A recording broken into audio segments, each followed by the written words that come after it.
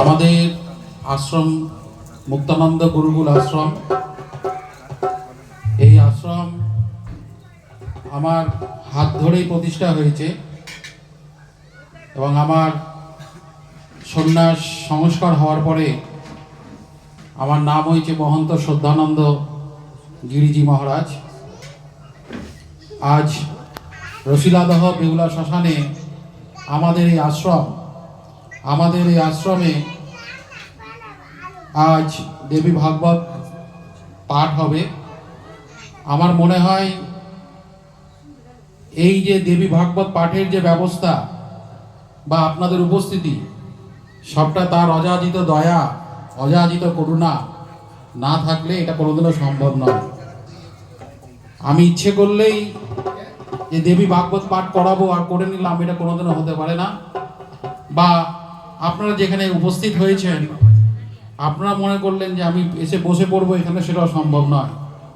মা ভবানী যদি অযাচিত দয়া করুণা না থাকে, এই পাঠের ব্যবস্থা করা বা এই পাঠে এসে বসাটাও কোনোদিনও সম্ভব না। এটা আমি খুব দায়িত্ব সহকারে জোর গলায় বলতে পারি।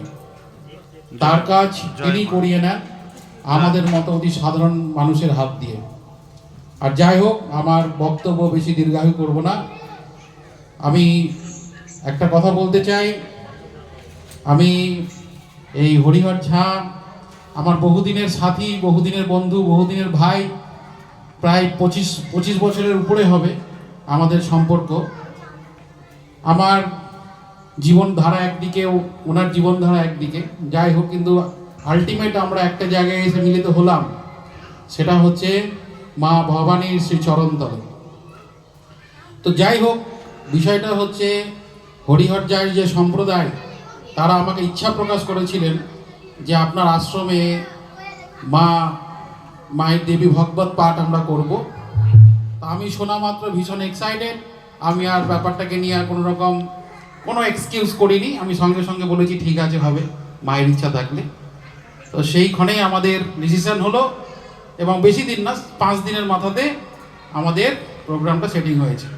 তো যাই হোক, আমি আমার আওয়াজ যতদূর পর্যন্ত যাচ্ছে মাইকের মাধ্যমে, আমি প্রত্যেককে বলবো যে আপনারা যারা এই কথা শুনতে পাবেন, আমার ভাই, আমার বন্ধু, আমার সতীর্থ হরিহর ঝায়ের মুখ থেকে দেবী কথা যারা শুনতে পাবেন, তারা অতি সৌভাগ্যবান।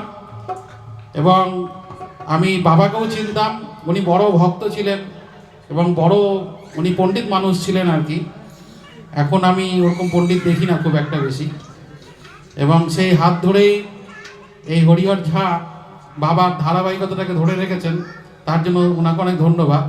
তো আমার মাইকের আওয়াজ যতদূর পর্যন্ত পৌঁছচ্ছে, সকল মানুষকে আমি মুক্তানন্দ গুরুকুল আশ্রমের পক্ষ থেকে আমি আন্তরিক শুভেচ্ছা জানাই যে আপনারা অনেক বেশি ভাগ্যবান যে দেবীর মাহাত্ম্য বা দেবী ভগবত কথা আপনারা শুনতে পাচ্ছেন।